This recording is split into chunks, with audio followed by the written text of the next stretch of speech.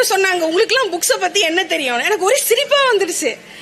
ஏன்னா பெண்ணியன் அடிமையானாலும் பெரியார் ஒரு புக் எழுதினாரு, அடிமையாக வாழ்வது எப்படின்னு திமுக காரங்க ஒரு புக் எழுதலாம், கொத்தடிமையாக வாழ்வது எப்படி அப்படின்னு. ஆனால் எனக்கு தெரிஞ்ச வரைக்கும் நாம் தமிழர்ல அதிகமான புத்தகம் படித்து எந்த ஜியோ பாலிடிக்ஸ்ல இருந்து, என்விரான்மெண்ட் பாலிடிக்ஸ் மட்டும் இல்ல, ஜியோ பாலிடிக்ஸ்ல இருந்து தொழிலாளர் விஷயத்துல இருந்து எல்லாம் பேசக்கூடிய தகுதியும் அறிவும் நாம் தமிழர்களுக்கு இருக்கு.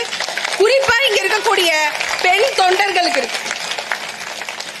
டோக்கனிசம்னு சொல்லுவாங்க, நீங்க என்னப்பா ஆட்சிக்கு வர மாட்டீங்க, டோக்கனிசம், அதனால பொம்பளைங்களை முன்னாடி நிறுத்துறீங்க. பெண்கள் சிறந்த நிர்வாகிகள் என்று சொல்லி பெண்களை முன்னால் நிறுத்திருக்கிறது ஒரு ஆண்மை வேணும், அதற்கு ஒரு மனசு வேணும், அதற்கு ஒரு சமூகம் வேணும். நான் கூட சொல்லிருப்பேன், நீ 1000 பெரியார் சொல்லு, நீ 1000 சமூக நீதி சொல்லு, நீ ஆணாதிக்கம் பிடிச்சவன் பொண்டாட்டி பக்கத்துல நிக்கிது, நீ எப்பவுமே உட்கார்ந்து தின்னுட்டு இருக்க, அப்படிதான் இருக்கு உன்னோட போட்டோ. இல்ல சமத்துவமே இல்லையே. ஆனா நான் பாக்குறேன், நான் தலைவர் பிரபாகரனோட படத்தை பாக்குறேன், அவர் லுங்கி கட்டிட்டு சமைச்சிட்டு இருக்காரு. என் புத்தகத்துல நான் எழுதியிருந்தேன், சமத்துவம் அப்படி இயல்பா வரணும்ல, சொல்லி கொடுத்து வரக்கூடாது. இவர் தான் எங்களுக்கு சமத்துவத்தை சொல்லி கொடுத்தார், எங்களுக்குலாம் அப்படி கிடையாது. நான் வடசென்னை சேரியை சேர்ந்தவ, நான்லாம் என் புருஷன் வாடா போடான்னு தான் கூப்பிடுவேன், வந்து சோறு போடு, என் புருஷன் எனக்கு சோறு போடுவான். நீங்க என்ன எனக்கு சமத்துவத்தை சொல்லி கொடுக்கறது, நான் சொல்லித்தரேன் உனக்கு சமத்துவம் என்னன்னு. அப்போ 10 நாளா இங்க இன்னைக்கு 10வது நாள் இந்த போராட்டம் நடக்குது, தூய்மை பணியாளர் போராட்டம். நான் ஏன் இங்க மிக முக்கியமா வந்தேன்னா, அங்க உட்கார்ந்துட்டு இருக்கோம் பாதி பேர் என் சொந்தக்காரனா இருக்கான். சொந்தக்காரன்றது நான் ஒரு மெட்டோஃபோரிக்கா சொல்லல, ரெட்டரிக்கா சொல்லல. போய் அந்த முதல் நாள் உட்கார்ற 3வது நாள் என்ன கேட்கறேன், ஸ்டாலின் நீங்க என்ன பண்ற அப்படின்னு. பார்த்தா என் ஊர் குருசடி, அங்க இருந்து ஒரு 5 பொம்பளை உட்கார்ந்துருக்கேன், சொந்தம், அது என் ரத்தம். அப்போ இந்த இடத்துக்கு நான் வரணும்னா என்ன கூகுள் பண்ண முடியுதுன்னா, அந்த கஷ்டத்துல இருந்து நான் எவ்வளவு பாடுபட்டு என் ரத்தத்தை சிந்தி நான் இங்க வந்திருப்பேன். இங்க வந்துட்டு நான் அவர் சொன்ன மாதிரி சுபவி மாதிரி உட்கார்ந்து ஸ்டாலினுக்கு ஒரு ஜிங்சாக், உதயநிதிக்கு ஒரு ஜிங்சாக், இப்படியா போட்டுட்டு இருக்க முடியும்? என்னுடைய ரத்த சொந்தம், என்னுடைய சொந்தக்காரர் இன்னும் பெருகிட்டு இருக்காங்க அப்படின்னா அந்த காப்பாற்ற வேண்டிய கடமை எனக்கு இருக்குல்ல. இன்னும் நீ உன் குடும்பத்துல பாரு, எல்லாம் ஒரு பிசினஸ் ஓனர், ஆனா என் குடும்பத்துல பெருகிட்டு இருக்கான், இன்னும் மேனுவல் ஸ்கேவெஞ்சரா இருக்கான். அப்போ நான் உழைக்க வேண்டிய உழைப்பு, அப்போ நீ என்ன பண்ண 70 வருஷத்துல? என் சமூகம் ஏன் இப்படி இருக்கு? 70 வருஷத்துல சென்னை எங்கள் கோட்டை, சூப்பர் கோட்டை, நல்லா ஏமாத்தினோம், கவர்ச்சி அரசியல் சொன்னாரு பாருங்க. Word politics of words, politics of action கிடையாது, ஆக்ஷன் கிடையவே கிடையாது. ஒரு மரியாதை இருக்கணும்ல, டிக்னிட்டி ஆஃப் லேபர் பேசுறோம். ஒரு தூய்மை பணியாளர் ஏற்கனவே அது மீனியல் ஜாப், அந்த ஜாபை எப்படியெல்லாம் நீ ஆட்டோமேட் பண்ணி அவங்கள இன்னும் மாண்பா கொண்டு போய் வைக்கணும் தானே நீ பேசுறோம். ஆனா இன்னும் வெறும் கையில குப்பாடுறாங்க. எத்தனை பேர் பாத்தீங்கன்னு தெரியல, நான் அங்க 5-6 நாளா இருக்கேன், எல்லார் கையிலும் பாட்டிலோடு கிழிச்ச வடு, எல்லா பெண்கள் கையிலும், எல்லா பெண்கள் காலும் பொத்தலா இருக்கு. ஏன்? நீ மாநகராட்சியில இது வரைக்கும் அவங்களுக்கான பாதுகாப்பு உபகரணத்தை கொடுக்கல. கேட்டா மேயர் பிரியா யாரு? பட்டியல் சமூகத்தை சேர்ந்தவர்கள். எப்படி திமுக சொல்லுச்சா, பட்டியல் சமூகத்துல ஒரு பயங்கர டேலண்டா ஒருத்தங்க இருக்காங்க, தமிழெல்லாம் தூய்மையா பேசுவாங்க, அவங்கள கூப்பிட்டு நம்ம மேயராக்கோன்னு. அந்த நமக்கு தூய்மைன்ற வார்த்தை வரல, தப்பா பேசுறாங்க அந்த வார்த்தை. அது ரொம்ப கஷ்டமா இருக்கு. நான் வடசென்னையில இருக்கேன், அந்த வார்த்தை ரொம்ப கெட்ட வார்த்தை, அது அப்படி பேசுறாங்க, தூய்மை வரல. நானும் கான்வென்ட்ல படிச்ச பொண்ணுதான், எனக்கு தமிழ் நல்லா வருது. நானும் சேரியில இருந்து போய் கான்வென்ட்ல படிச்ச, கடை வாங்கி. ஆனா என்ன சொல்ல வரேன்னா, ஒரு பட்டியல் சமூகத்துல இருந்து ஒரு பெண் நீ வர மேயரானா நீ எப்படி அந்த மக்களோட அணுகணும்? போய் கையை பிடிச்சு உட்கார வேணாமா? அங்க இருக்கவங்க என்ன தெரிஞ்சு சொல்றாங்க, ஷாலினி எங்களுக்கு பணம் கூட பிரச்சனை இல்ல, மரியாதை கொடுக்காம விட்டாங்க எங்களுக்கு. எங்களோட சுயமரியாதை உனக்கு இருக்கா? எங்க பொம்பளைங்களுக்கு இருக்க சுயமரியாதை தெரியும் சொல்ல. அவர் கேட்டிருக்காரு, என்ன ரொம்ப சாபம்லாம் விடுறீங்க ஸ்டாலின்? இதை விட மோசமா பேசுவோம். எங்க வயிற்றுல நீ அடிச்சிருக்க.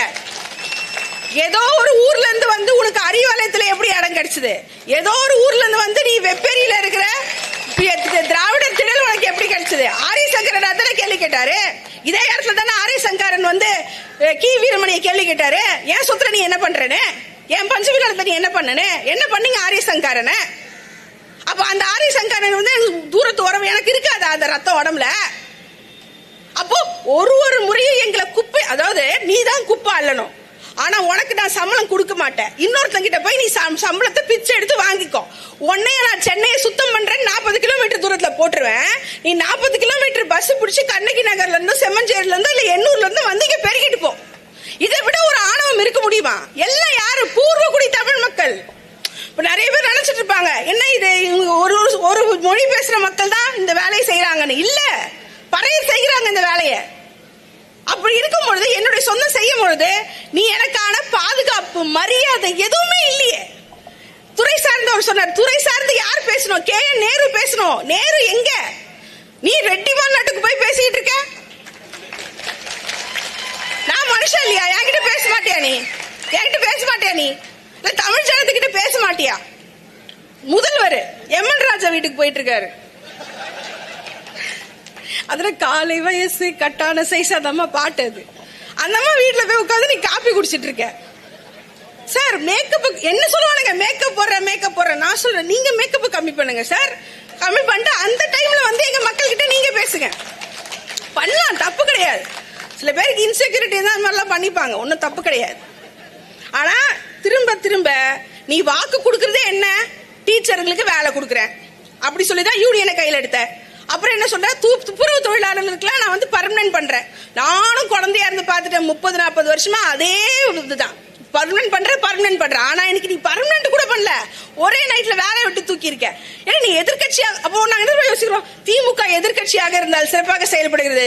தயவு செய்து கடைசி வரைக்கும் திமுகவை எதிர்கட்சியாக வைத்திருப்போம்.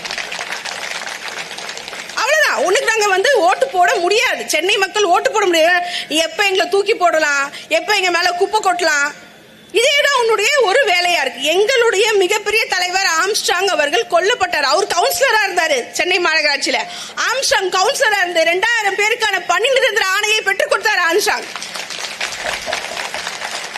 இன்னைக்கு ஆம்ஸ்ட்ராங் இருந்திருந்தால் இந்த இடம் பயங்கரமா இருந்திருக்கும். ஆனா நடக்கல. ஏன்னா ஆம்ஸ்ட்ராங் இங்க இருந்து அப்புறப்படுத்தப்பட்டார். அதுதான் உண்மை. அதையெல்லாம் நம்ம கேள்வி கேட்க இடம் இருக்குல்ல. அப்போ 10 நாளா இந்த போராட்டம் போயிட்டு இருக்கு. நீங்க தனியார் இடஒதுக்கீடு. நாங்க இடஒதுக்கீடுக்காக பாடுபடுறோம். டெல்லியில போய் இந்திக்காரனை வச்சு இன்ஸ்டா ரீல்ஸ் போடுற நீ.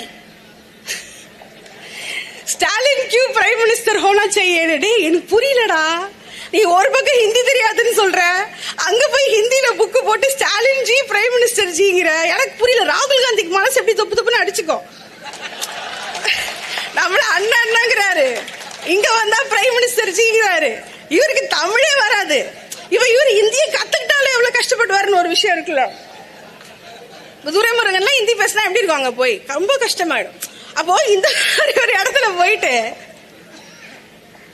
நீங்க விளம்பரத்துக்கு பணம் செலவு பண்றாங்கன்னா, கார்பரேஷனுக்கு சம்பளத்துக்கு பணத்தை செலவு செய்த விட கார்பரேஷன் கொடுத்து விளம்பரம் செய்யறதுக்கு தான் நீங்க அதிக பணம் செலவு பண்ணிருக்கீங்க. ஒரு 30 செகண்ட் பாட்டு போட்டாங்கல்ல, அந்த 30 செகண்ட் பாட்டுக்கு இவ்வளவு கோடி வச்சிருக்கான். கார்பரேஷன் டெண்டர் ஊழல் நடக்குது. கார்பரேஷன் டெண்டர், இப்ப ராம்கி கொடுத்த டெண்டர் கூட லீகலைஸ் டெண்டர் கிடையாது. அதுக்குள்ள ஒரு ஸ்கேம் நடந்திருக்கு. அது குறித்தும் நாம ஆடிட் செஞ்சு அது கேஸ் போட வேண்டிய ஒரு வேலை இருக்கிறது. அப்போ நீ பெண்களை நீ வந்து குமரகுருபரன் சொல்லியிருக்காரு, பெருக்கிறவங்க எல்லாம் உள்ள விடாதீங்க. அந்த அம்மா சொல்லுச்சு, பெருக்கிறவங்க எல்லாம் உள்ள விடாதீங்க. இது எவ்வளவு ஒரு அவமானகரமான விஷயம். அப்படி பேசலாமா அந்த பெண்கள்? எல்லாமே கணவனை என்ன NULM சொல்லக்கூடிய இந்த தேசிய திட்டத்துக்கு கீழே வரவங்க எல்லாம் பட்டியல் சமூகம், பெண்கள், ஊனமுற்றவர், மாற்றுத்திறனாளிகள், அப்புறம் கணவனை இழந்த பெண்கள், அவர்களுக்கான ஜாப் செக்யூரிட்டி எங்க? நீ இடஒதுக்கீடுன்னு சொல்றியே, எல்லா வேலையும் நீ பிரைவேட் ஆகிட்ட பிறகு இடஒதுக்கீடு எங்க இருக்கும்? இடஒதுக்கீடு எல்லாமே பிரைவேட். 90% தூய்மை பணியாளர் வந்து பிரைவேட். அப்போ உனக்கு நிர்வாக திறமை இல்லையா? நீ ஃபெயிலா? எல்லாமே நீ ஃபெயிலா? ஆதி திராவிடர் பள்ளிகளுக்கு விடுதிகளுக்கு சாப்பாடு செய்யணுமா? அதுவும் பிரைவேட். எல்லாம் பிரைவேட். அப்ப நீ எல்லாத்துலயும் ஃபெயிலு. சுகாதாரத்துல ஃபெயிலு, எலக்ட்ரிசிட்டியில ஃபெயிலு. எதுவுமே உன்னால இப்ப பண்ண முடியல. அப்ப நீங்க என்ன பண்ணுவீங்க? குளத்தூர்ல போய் 4 துணை நடிகைகளை டான்ஸ் ஆட விட்டு ரசிச்சு பாப்பீங்க. இதுக்கு ஏன் காசு கொடுக்கும்? பணி நிரந்தரம் என்பது முக்கியம். அதை விட முக்கியம் அவங்களுக்கு தகுந்த குறைந்தபட்ச சம்பளம் தமிழ்நாட்டில் ரொம்ப கம்மி. தூய்மை பணியாளருக்கு ரொம்ப கம்மியா கொடுக்குறாங்க.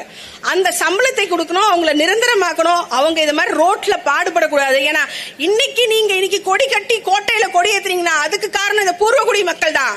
ஏன் ரத்தம், ஏன் வேர்வை, உன் பில்டிங்கை நான் கட்டி கொடுத்தேன், உனக்கு நான் உட்கார வச்சு வால்டாக்ஸ் ரோட்ல வந்து எம்ஜிஆரும் கலைஞரும் எல்லாம் இறங்கினப்ப நான் உனக்கு ஃப்ரீயா சோறு போட்டு உட்கார வச்சு வாப்பா உட்காரப்பா தம்பின்னு சொன்னேன். நானும் ரோட்ல நிக்கணும், என் மக்கள் ரோட்ல நின்றுட்டு இருப்பாங்க, என் பொம்பளைங்க கஷ்டப்படுவாங்க.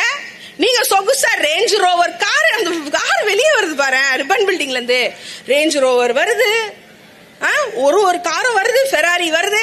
நான் கேக்குறேன், உலகத்துல வந்து மாநகராட்சிக்குள்ள போன மனிதர்கள் சூப்பரா இருந்தாங்க. சிவராஜ் போனாரு, மீனாம்பாள் சிவராஜ் போனாங்க. ஒவ்வொருத்தரும் லட்டு மாதிரி சொல்லுவாங்க, லட்டு, ஆமா லட்டு மாதிரியான திறமை வார்ந்த அரசியல்வாதிகள் அதுக்குள்ள போனாங்க, கார்பரேஷனுக்குள்ள. ஆனா இன்னைக்கு விலை உயர்ந்த கார் வெளியே வருது. உள்ள இருக்க மக்கள் மலிவானவங்களாக, அறிவில்லாதவர்களாக, மனிதர்கள் குறித்து கொஞ்சம் கூட ஒரு கருணையற்றவர்களாக இருக்கிறாங்க. அதனால I'm not going to take much of a time. நாம் தமிழர் ரொம்ப நன்றி. 2023 நீங்க நம்ப மாட்டீங்க, வடச்சேரியில் உட்கார்ந்துட்டு இருப்பேன், எனக்கு இந்த இடத்துல அரிசி வேணும், பருப்பு வேணும்னா வெண்ணிலாவும் அண்ணனும் 300 குடும்பத்துக்கு அப்படியே தூக்கிட்டு வருவாங்க. நான் இதுக்கு நாம் தமிழர் சப்போர்ட் கூட பண்ணதில்லை. நான் சப்போர்ட் பண்ண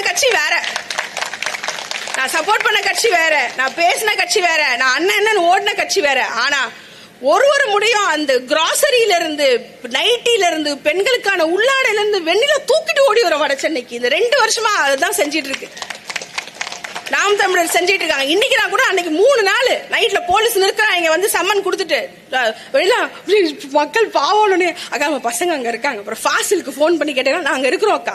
அந்த தைரியத்தால தான் இன்னைக்கு அவங்கள விரட்டல. இல்லைன்னா பஸ் அன்னைக்கு வந்துருச்சு, நைட்டே வந்துருச்சு, 3 நாள் நைட்டு முன்னாடியே பஸ் வந்துருச்சு. அந்த தைரியத்தை கொடுக்கக்கூடிய ஆட்கள் தான் எனக்கு வேணும். நான் எந்த கட்சி என்னுடைய மக்களின் பக்கம் நிற்கிறதோ அந்த கட்சிக்கான ஆதரவை கொடுக்க வேண்டியது என்னுடைய கடமை.